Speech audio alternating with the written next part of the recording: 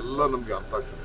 ಪಾಪ ಅವ್ರು ರಾಜಕಾರಣ ಮಾಡಬೇಕು, ಮಾಡ್ತಾ ಇದ್ದಾರೆ. ಕುಮಾರಸ್ವಾಮಿ ಕೂಡ ಸರ್ಕಾರದಿಂದ ಟ್ವೀಟ್ ಮಾಡಿದ್ದಾರೆ ಸರ್, ನಿರಂತರ ದರ ಏರಿಕೆ ಮಾಡ್ತಾ ಇದ್ದಾರೆ. ದಿನಾ ಮಾಡ್ಲಿ ಬಿಡಿ, ಅವ್ರದ್ದು ಏನೇನಿದೆ ಅಂದ್ಬಿಟ್ಟು ದಿನಾ ಮಾಡ್ಲಿ ಅವರು. ನಾವು ನಮ್ಮ ಜನರಿಗೆ ಒಂದು ಒಳ್ಳೆ ಆಡಳಿತ ಕೊಡಬೇಕು.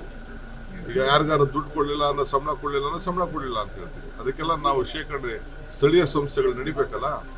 ಇವತ್ತು ಎಲ್ಲ ದರಗಳು, ಈಗ ಮಿಲ್ಕ್ ಯೂನಿಯನ್, ಅವ್ರ ಬ್ರದರ ಮಿಲ್ಕ್ ಯೂನಿಯನ್ ಪ್ರೆಸಿಡೆಂಟ್ ಕುಮಾರಸ್ವಾಮಿಗೆ ಕೇಳಿ ಅವ್ರೇನು ಮಾತಾಡ್ತಾರೆ. ಈಗ ಆಯ್ತಪ್ಪ, ಅವ್ರಿಗೆ ಅವಕಾಶ ಇದೆ, 4 ರೂಪಾಯಿ ಕಡಿಮೆ ಕೊಡಕ್ಕೆ ಹೇಳಿ, 4 ರೂಪಾಯಿ ಕಡಿಮೆ ಕೊಡಕ್ಕೆ ಹೇಳಿ. ಹಾಸನದಲ್ಲಿ ಗೊತ್ತಾಗ್ತದೆ.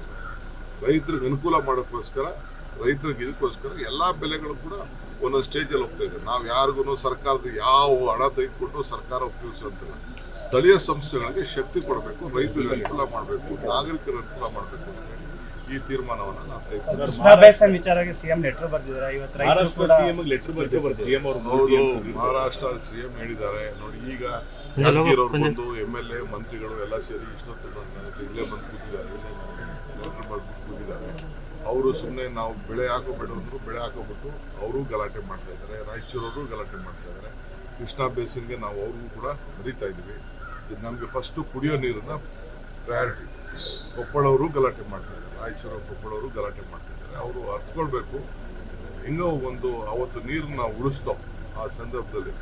ಅದರಿಂದ ಎಲ್ಲರೂ ಕೂಡ ಸಹಕಾರ ಕೊಡಬೇಕು ಅಂತೇಳಿ ನಾನು. ಕೇಂದ್ರ ಸರ್ಕಾರ ಮಧ್ಯಪ್ರವೇಶ ಮಾಡಬೇಕಲ್ಲ ಸರ್, ನೀರಿನ ವಿಚಾರದಲ್ಲಿ ಯಾವಾಗಲೂ ರಾಜ್ಯಕ್ಕೆ ಅನ್ಯಾಯ ಆಗ್ತಾ ಇದೆ.